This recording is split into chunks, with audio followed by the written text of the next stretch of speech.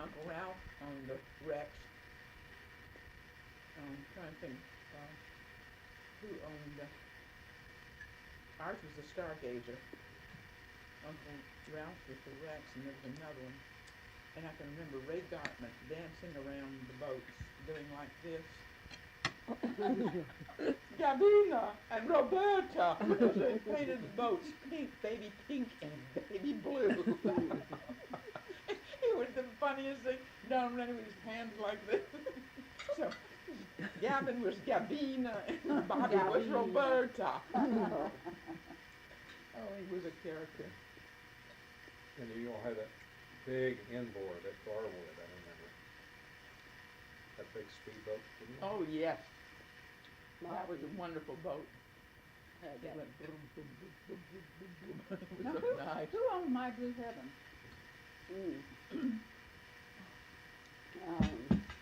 Not Jimmy Dealey. Um, Not Jimmy Dealey. Jimmy Knowles. oh, good heaven. Give me that. Of course, I think about Gene Austin. Yeah, Gene, they bought it from Gene. Right. Because Because that's what it it was named. Who was that? I love that boat. It was absolutely classic. Who owned that? Oh, isn't that awful? Yeah. I can't remember names anymore. You'll think of it.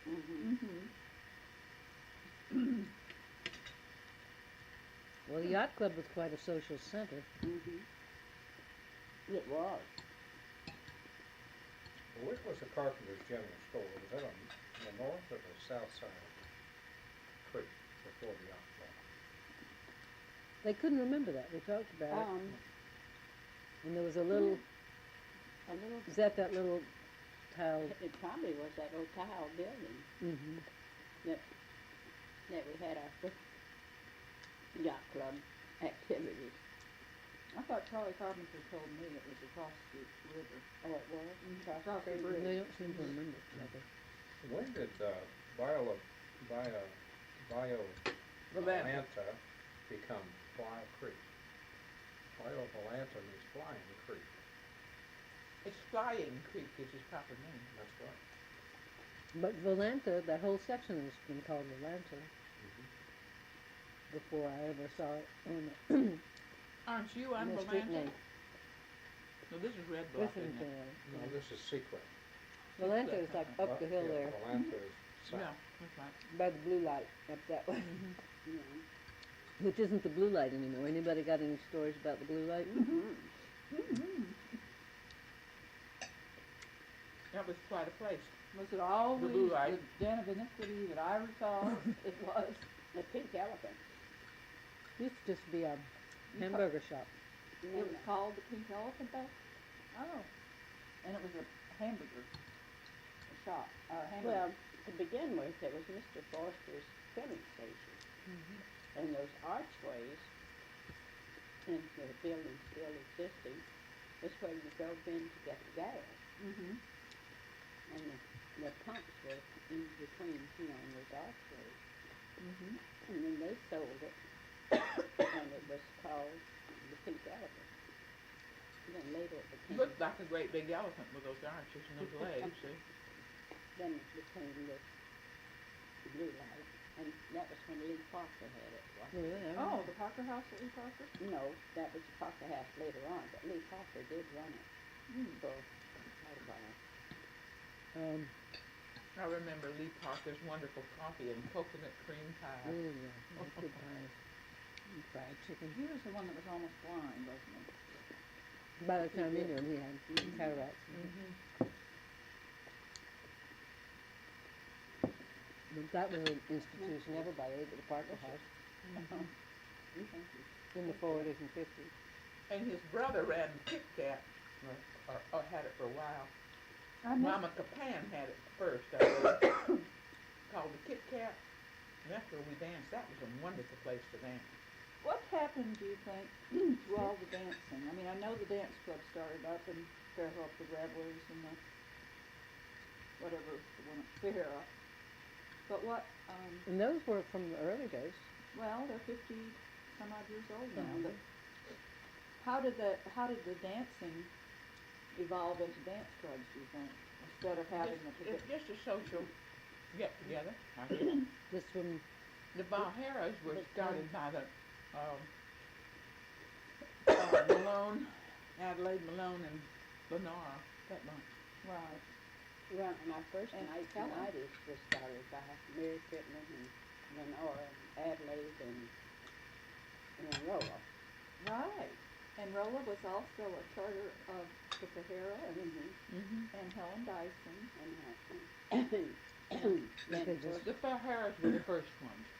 Right, and I think she's still alive, the one who lived out on Greeno Road that's up in, Lenora's still alive, and so is Adelaide. Lenora and Adelaide are both still alive. right. But I'm thinking about the first- one that was up at Westminster all those years. Remember we had our graduation party at her, she was a good friend of Helen Dyson and, Oh, I know who you mean. She lived out on Greeno. Greeno. I don't remember. And she was about 100 years old, just recently. I mean. Oh, you mean Gladys Taylor? Gladys. Oh, yeah, I do know that. She's at She's Westminster. 102. And she's still alive, and she was one of the 102. She's one of the originals, and also Henry Bishop's wife, but she just died not long ago. Oh, that Glessner Taylor's a wonderful person. She was in the garden club too. Mm-hmm. How was she? They were the first, one of the first couples to move into Colonial Acres. Okay. Colonial Acres. That's where our party was. He was.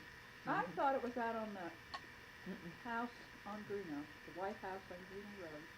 Well, It is. they owned that. Gavin's father owned that at one time. Oh, really? Yeah, and they did live in that house for Yeah. a while. But You're that's right. where we had our, Mhm.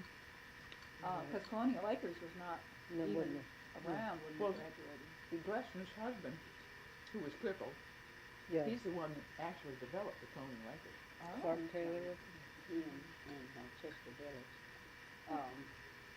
Clark And, Taylor. Mm-hmm. Of course, and they sold their In house. fact, I think their house was one of the first houses on built. Greeno to Frederick and Irving Wood. That's right. They've had a lot of houses around, haven't they? Mhm. In fact, they've moved out of town, haven't they? I don't know. They're in Daphne. Oh, right. I had lunch the other day with Evalyn. It's so delicious. Mm-hmm. I don't see her much anymore, because, Well, she's almost completely blind. no. Who is this you're talking about? Evalyn Wood. Aileen is? It's with Macro. Well, she was Right. at the reception for Lucian and Ed's 50th wedding anniversary, and she recognized Oh, me. she can see, but she is losing her sight. So she's not able to do her artwork She anymore. can't, she's got dry. And she's still married to Fred. Mm-hmm. But she's doing beautiful baskets. She's been taking From basket weaving Oh, up at the art center. oh, the one in Oh, Dublin. no. Yeah. River. Bay River. I have not been in there yet. I want to.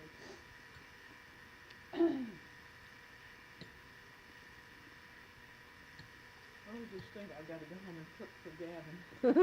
Oh, now you're taking some salad. Don't think Take about that. some of this, Helen. Yeah, I'm just taking some salad. I've got plenty left over. It is so good. He loves to eat. You'd think he'd weigh 250 You pounds. certainly would. And with a piece of material that she thought would be nice, she'd always get a dress length or something. So there was this Mrs. Passine, who was a seamstress. She was a modiste, you know. And she would come in and make some of our clothes. And I made a dress one day when Mother went to Mobile on the boat. And I got a piece of material out, and I must have been about 10 years old. And I cut myself out a dress.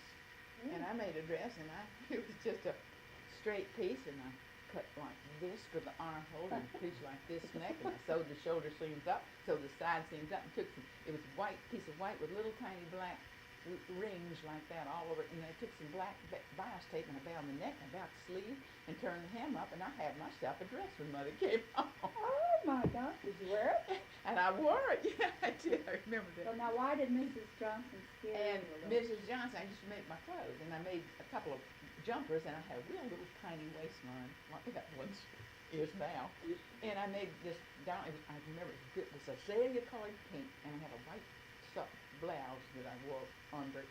It had lace on the collar and lace on the sleeves to here, and this jumper, and it had a wide band around the jumper here, and it was real, wide, so it showed your little waistline. And I think it was in junior high school, and she called, 7th grade, I believe, and she called me over to the office.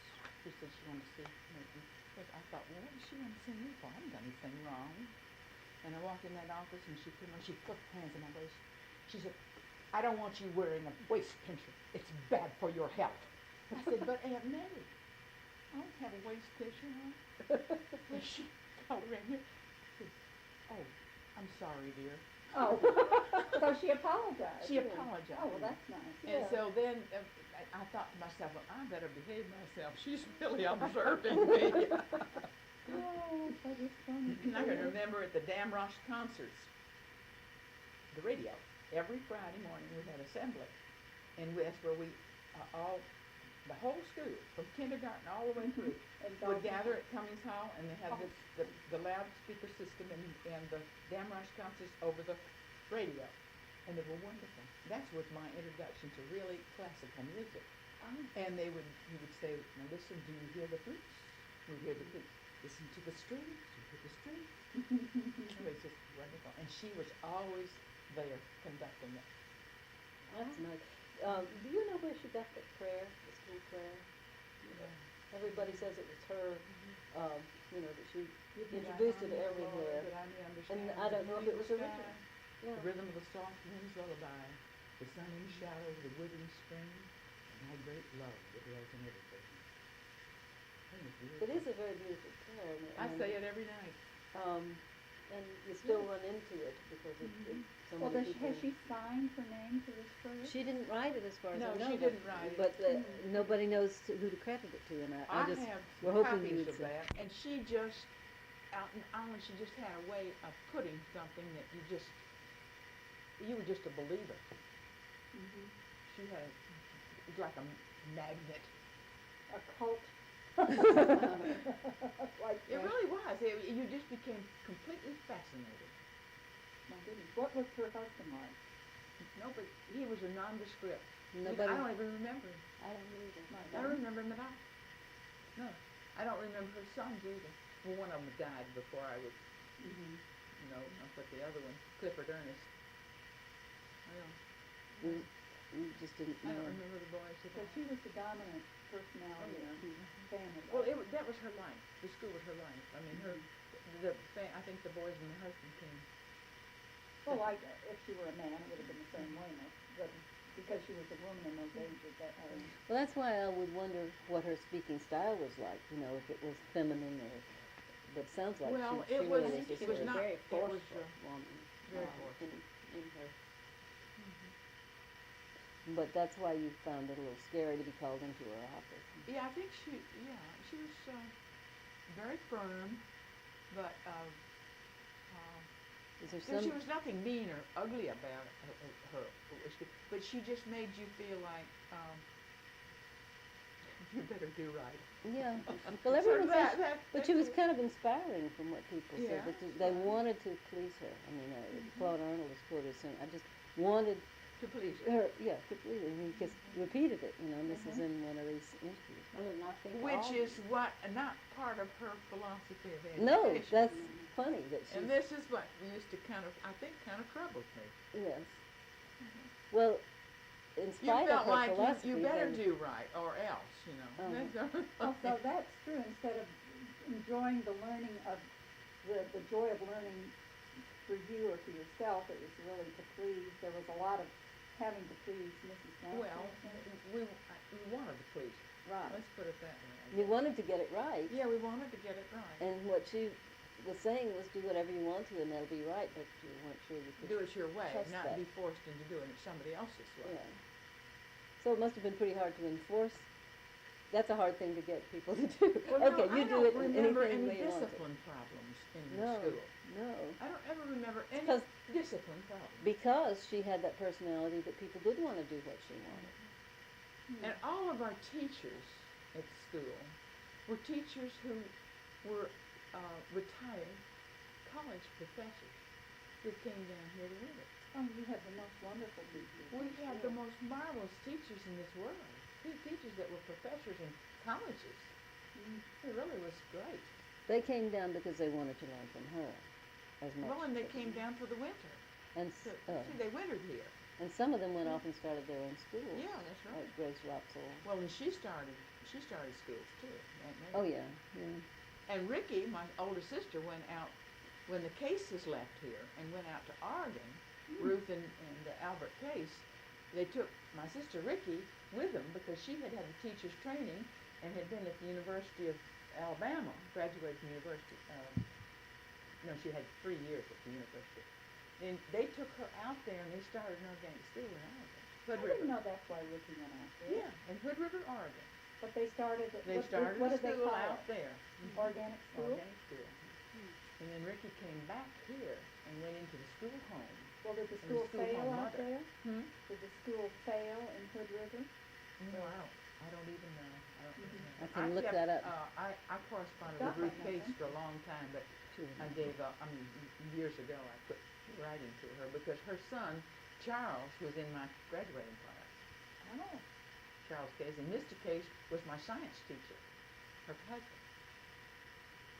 And then Ricky became school home mother. Ricky became school home mother when she came back, and that's where she met Jim, because Jim had come down to teach in school from Boston. Oh. And he was a buddy of Props. Yeah, he and Prof both came. Well, I knew that. I Mark knew- Taylor. And Prof was another one that had come down from another part of the world. His friend was friend of Jim's. And that's how he got here. Mm-hmm. Okay. I thought they just became friends when they met Well, down I don't know here. whether it's from the same place, but I think they were college chums or knew each other. Well, you had, I think, the best part of the organic school was, I mean, for sure. Yeah. Because you were Aunt Minnie graduating. Aunt Minnie died the year that Buddy graduated from high school. This is 37. Yeah. No, I 38. graduated in 34. Beth graduated in 30, let's see, 36. But graduated, no, 35. And Buddy graduated in 37. See, Dot, we're all 2 years apart, except Dot and I. We're 3 years apart.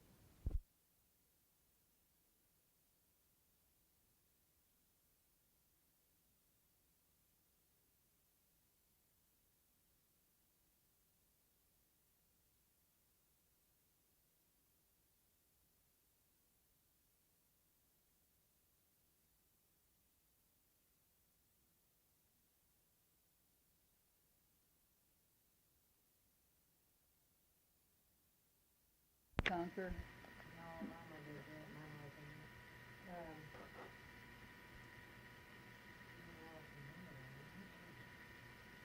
Well, they did an Alice. Yeah, I was a rabbit. Yeah, they did an Alice in Wonderland at the school one year. Yeah. He taught it down in school, or she did, I don't know which one did. Maybe they didn't teach, maybe they just, the choir directors and what have you. And it's McFarland. Yeah, Robin Dr. I don't know that I saw any of those in there, but,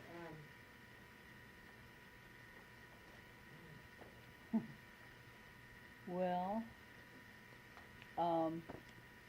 one of the first theatrical productions I remember, our family moved over the bay in 1949. And we went to see the little theater production of Arsenic and Old Lakes. Were you in that? I think you were. Well, your dad, well, it should be there. your dad played Teddy Roosevelt. Yes, George, oh, my digest, I was You were about, in that, weren't I you? was about 11. I don't Oh. remember whether I No, was. you were older maybe than I that. was You were older than that. But I know Because that I was Daddy- about 11. Daddy had a terrible time because he broke his, he had a little plate that had 2 front teeth on it. And he broke one of the teeth out. Ooh. And he called his, dentist to find out which was his first plate the next day. And, or the day after the next day. Anyway, he said, I can't do anything about it, but I'll send you to Mosquito and we can make you a Oh, I know. In the meantime, he decided, well, he's not doing anybody, I'll glue them myself. Oh, yeah.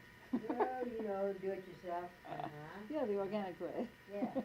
So he glued them, but he made the mistake of putting them above the hot water heater and stiff so that the heat would dry it. Yeah. Oh. So then he really wasn't. And then began to change from what he was. And they made him a partial place that he liked better than the other. I'm sure he had another place before, but he really wondered why in the world they couldn't make him a place like that. For real. And I don't know whether they did or didn't.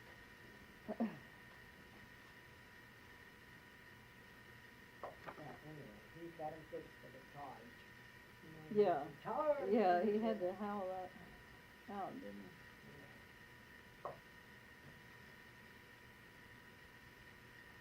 You're welcome to take that with you. Both in the organic school and in the public school. Yeah. You know, they always saying the public school doesn't have any extracurricular activities. That isn't true, because they have band, and they have choir, Mhm. and things like that, so that I know that they've turned out some real intelligent people. Turned out to be. Wasn't sure they were going to be when they were young. Well, we weren't sure about it at organic either. No, heavens no. Without any tests or anything. Well, now they did actually have a way of grading it, because Daddy got grades. He didn't know that he was being graded. But, They would keep a record. The a teachers, silent grade. Yeah. Uh-huh. And it was never shown, and Mrs. Johnson felt very strongly that you show the parents, they start comparing it, or they start calling the kids out and make a thing about it. And And that's just true, don't too. do it. Yeah, I think it's true. My kids are very conscious of grades, but then they've always gone to public school. Becky went to the organic school the first year she went to school. And that was because her little friends went to the organic school. Mm-hmm. And when they changed after the first class, they wanted to go to the public school, and Becky wanted to go with them. So what could I do? I mean, you know, you don't want your kid to be unhappy. Mm-hmm. She wasn't happy anyway. She didn't like public school either. Yeah. I think she liked the organic school, but at that time, we didn't have the money to keep putting in. Mm-hmm. Rough time. Well, what I found from the people who come in, even if they just went there 1 year in their life, they said that was the best year of my life, the year I came to this school. So it just had that special. There's a video you should see too. Linda and Karen Horn are talking about their memories of it, and Linda suddenly says that she had gone to first grade at Foley School and she transferred in second grade, and that the first life teacher was Eloise Nichols Rowe, and she has had the most wonderful class. She said she was just such a happy, giving person. I had a good time doing that. And I could did have- imagine that, you know, that would have been an ideal place for you at that time, because, you know, They did- you were they- young enough to relate to the kids, Yeah. you know, and you talked Mary to Howell, Marie Howell. Mary Eva. Mary Eva. Howell, yeah. She was Gwendolyn. No, read that out. She wasn't Gwendolyn. She was a Stubberfield. Yeah, And she Margaret House. Yeah, Margaret Howell. Margaret Was there with me when I was. Where did I get Mary Eva? Mary Eva's The the daughter. daughter, And yeah. She was That's right. I knew something. But anyway, we had a good time. But one of the funniest things that happened to Tommy and me when we were in first or second life, I don't remember which.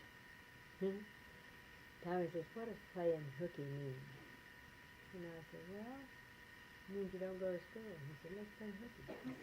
So, and we were already up on the campus, and I said, "Okay." So we started running around on the campus, just having a ball. And the teacher, I guess it was Miss Howell, came out and said, "Eloise and Thomas, what are you doing?" And we go, "We're playing hooky."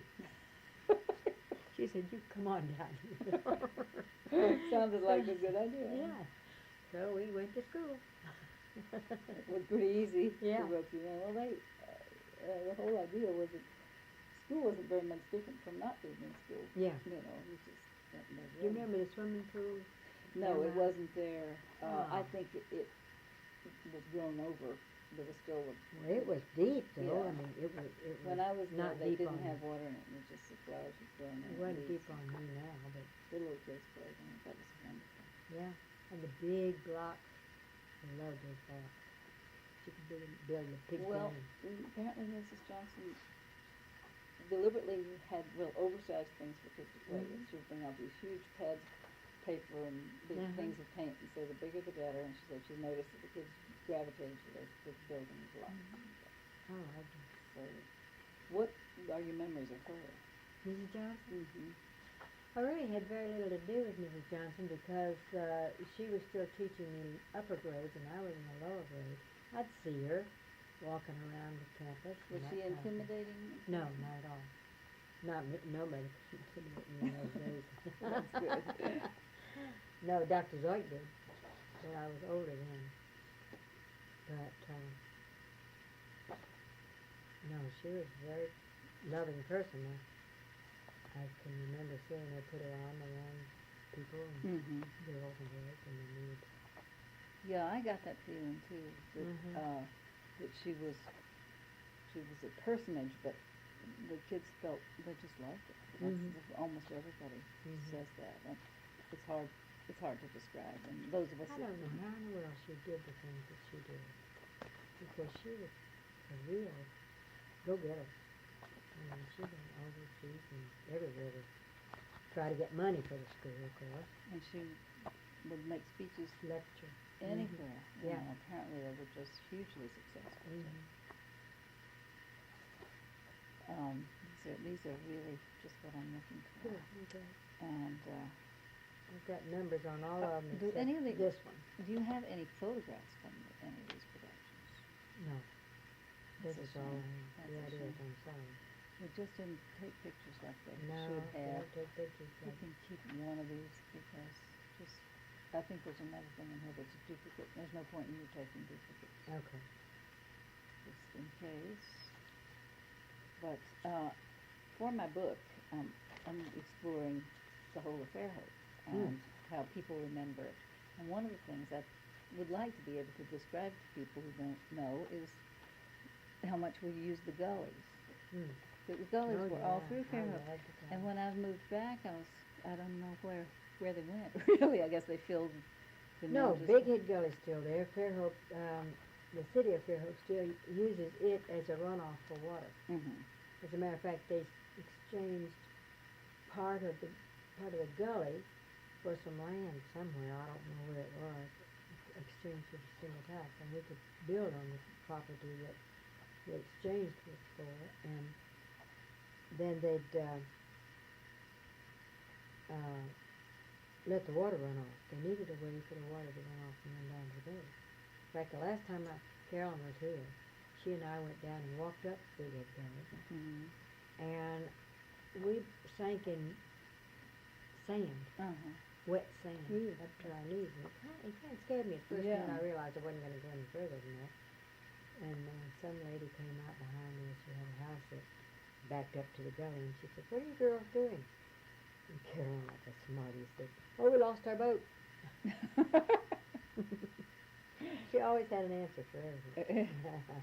Well, most of the kids played in the gullies Oh, constantly. yeah. And, Oh, yeah. uh, I certainly did. and the school used to use them. Did they still take you like on nature Hikes and walks and nature things walks, like yeah. that? Did you have, what was her name? She was a nature person. She brought big turtles and things like that to school. I don't think it was a live turtle. It's like one I have over there, Yeah. just a shell. And snakes, live snakes. You know. I remember that. I think she was, not Rayburg, that was her name. Do you know, Miss Rickman? no, No, I don't Um, think she was a snake person. I think she was- Marge Ewing, do you know Marge Ewing? Well, Marge's mother and father, and I think it was her mother that brought all the live things to did he? Oh, that's right, I know who that is, Edwards. Uh-huh. And the She was dad, married. Bill Edwards, Did built the boat, boat, uh-huh. built the boat and Yeah. took him to Russia. Mhm. I think. Mhm. And he had one, have you read his book? Yeah, That was heartbreaking. yes, it really was amazing to me how I came across that at the museum. But there are several very interesting dissertations about Mrs. Johnson. There are two that give the whole history and tie it in with Fairhope. Is that in her books? Or? These people just did research through Oh, I see. about her life and what her philosophy was. And both of them came to the conclusion that the school could never have existed any time or any place except Fairhope at the time. That the town supported it, and it was an experimental school in the same way that the town was an experimental. And so it was just a natural combination, and that Mrs. Johnson attracted as many new citizens into the town as the And the library, too. yeah. Because the library was one of the first libraries in this vicinity. And gosh, people came to the library, too, because it had so many books. Yeah, there weren't mobile library when that was that's started. right. But the people, Mr. Gaston was always raving about Mrs. Johnson and the courier. He'd send the courier all around through the north to his contact parties, get more people to Yeah, move there. interesting. But he used her as a magnet as well Drawing as card. this book idea. Yeah. And she was very committed to send it out. Oh, yeah. Yeah. She would give lectures on that. There were quite a few people here that were not dedicated to the No. syndicate. No, it was a hard sell. Yeah. But everybody agrees that it saved the town. And that we wouldn't have such a beautiful place as beautiful setting. I don't want to move away from mine. If we wouldn't have had it, if it hadn't been for syndicate. And the sad thing about the way Fairhope is going now is that Mhm. price still is high. Yeah. And people say, well, that's Fairhope, it's just an expensive place.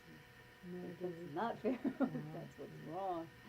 Oh, it's too bad, but It used to be that you could go anywhere in Fairhope and not worry about a single thing. I mean, nobody would bother you. When we were kids, we spent all day long down to bed. Never thought anything about it.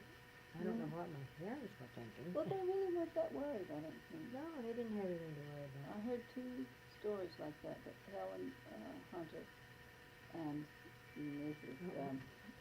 And Evalyn Berglin, Uh-huh. they were best friends.